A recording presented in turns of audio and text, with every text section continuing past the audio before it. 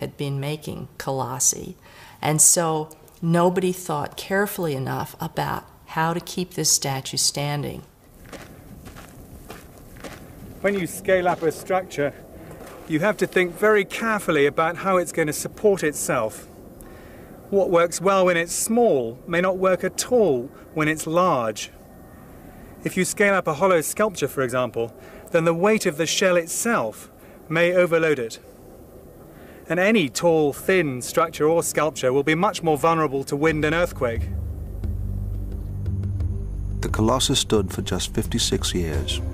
In 226 BC, an earthquake brought it crashing to the ground, burying several houses beneath it.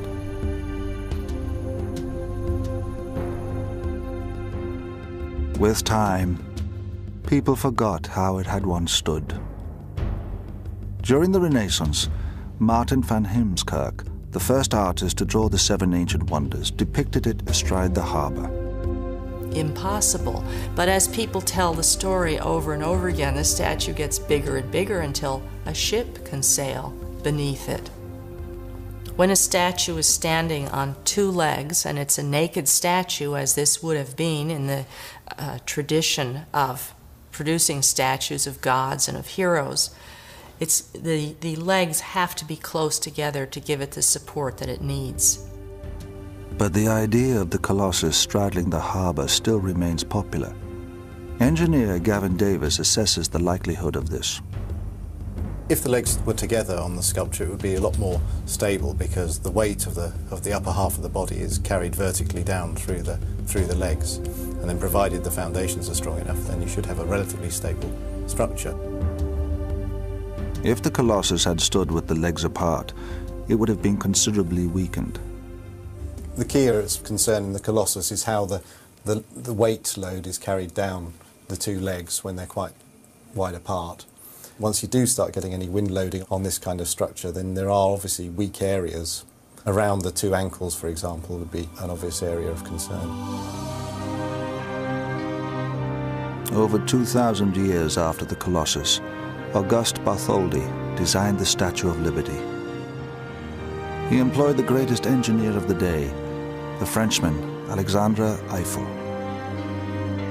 Avoiding the mistakes of the Colossus, Eiffel introduced revolutionary technology to ensure the Liberty would stand forever. The Statue of Liberty was an engineering innovation. Eiffel designed an iron framework to form a backbone. The statue, a hollow shell made from copper, was then hung over the frame. In 1986, after standing for 100 years, it was overhauled. Architect Blaine Cliver was a part of the restoration team. The statue itself is 153 feet tall. That's all the way up to the top of the torch. Eiffel's design was light. It is a skeletal frame and is anchored to the pylons which are into the base, the stone base upon which the statue stands. Unlike the Colossus of Rhodes, the outer casing carries no weight at all. Consisting of 300 copper plates weighing 80 tons, its weight is transferred by ribs and armature bars to Eiffel's central skeleton. Larry Belente was the consulting engineer during the restoration work. It does have the modern concept of if it's too stiff, it will break, and if it has flexibility, it will give with the wind, give with the temperature changes, and therefore be able to, like an airplane wing, go up and down and not break and come to pieces. So this was revolutionary at the time, and it absolutely is the only way you could have done this and had it survive as long as it has. There are plans to use this technology to rebuild the Colossus on the island of Rhodes. Nicholas Kotsiaminas, one of the leading bronze sculptors in the world today, dreams of recreating the Colossus. He has already made some enormous bronzes. He now plans to build the Colossus to stand the height of a 15-story building. I'm proposing two different designs. The first one is going to look as the old Colossus, by putting this arm like that, okay? Of course, now, with the new technology, we do something different.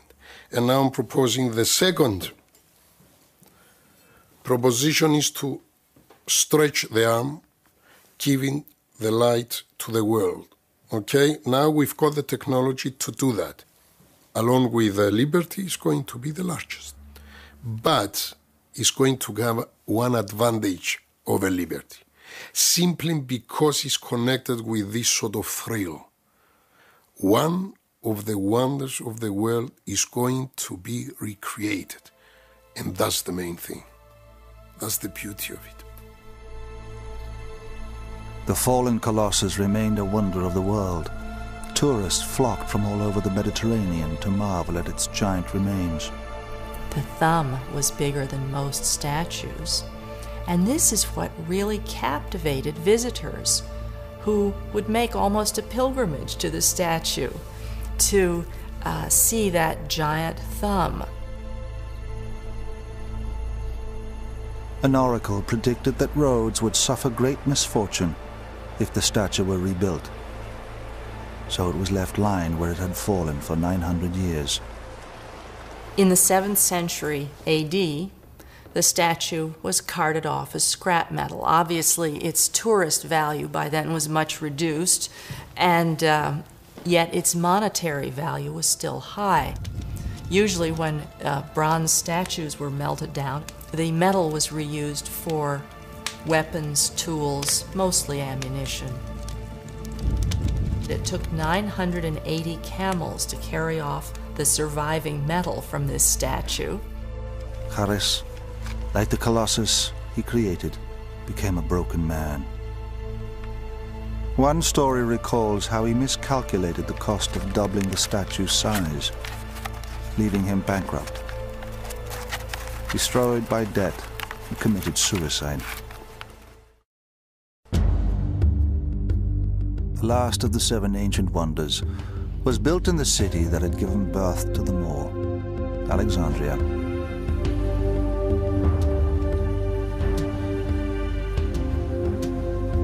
Founded by Alexander the Great in 332 BC, it was the world's first metropolis. Standing at the head of the Nile, it rivaled ancient Rome in size and power. From its earliest days, the city has been a melting pot of civilizations. You could find any product from India, from Italy, from Greece, from Africa. Most of the goods for Alexandria's markets were brought by sea.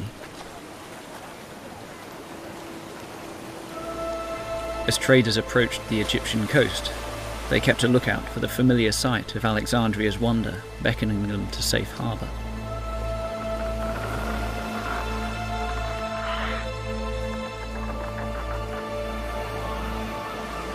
Known as the Pharos, it was a lighthouse.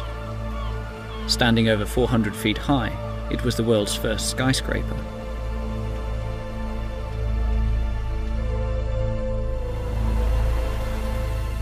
Lighthouses had been built around the Mediterranean from as early as the 7th century BC. The waters off Egypt were particularly treacherous, hiding submerged rocks that had brought many ships to grief. It could be argued that the Pharos is perhaps the most utilitarian of all the 7 wonders. It actually has ostensibly its practical function of guiding ships into the harbour of Alexandria. But the Pharos was more than a beacon. It had another function. Here we have a tower which expresses the power and control and prestige of the Ptolemaic dynasty, the kings of Egypt of the time.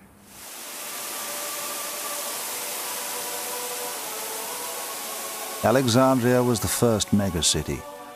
Palaces were stacked upon palaces, yet the Pharos exceeded everything else.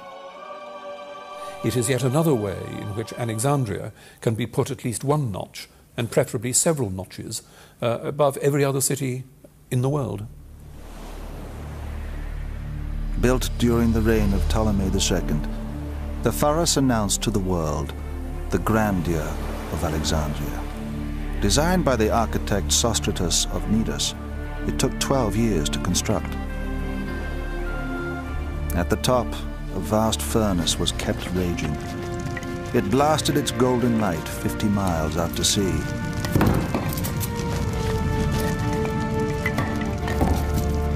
Some reports mention extraordinary solar mirrors used to laser enemy ships at sea. The Pharos was built in 3 sections. On the base sat a square tower, 233 feet tall. The second section was octagonal, and above it was the lighting apparatus. It's believed a spiral rampway inside allowed donkeys to take up the loads of fuel. We know that it did have ramps inside it, and that donkeys, for instance, could perhaps have gone up to the top of it on these ramps carrying loads. But it's a bit of an open question as to exactly how it worked, I think.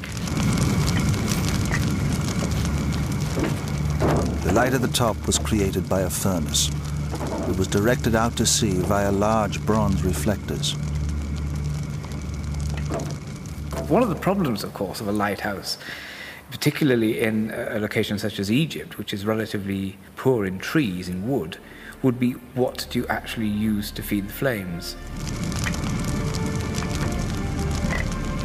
Alexandria was the largest port in the Greek world, and it is likely that the city had access to many raw materials. Various fuels have been suggested, ranging from wood and oil to fats and tree resins. The Pharos was built from solid blocks of granite and limestone. Unlike tall buildings of today, its walls had to bear all the weight of the masonry above.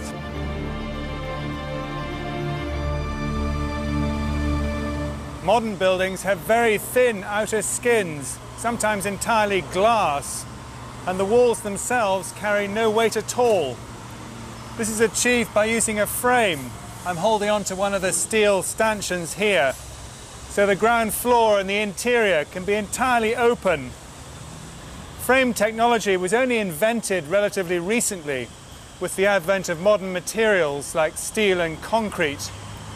Because the ancients were limited to stone, they had to build enormously thick and heavy walls to reach the heights that they wanted. In the 19th century, Jules Bordet, a forerunner of Eiffel, made the most ambitious copy of the Pharos. Although never built, he incorporated a metal frame into his design for a tower to light up Paris.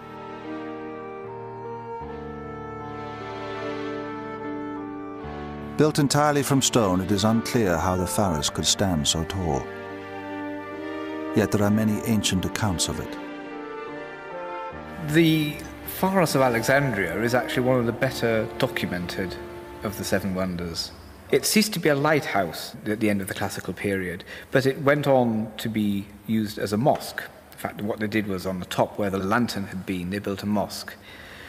There are Arab historians who had climbed it and give very good detailed descriptions with dimensions. So we can be fairly sure that it really was as it's described.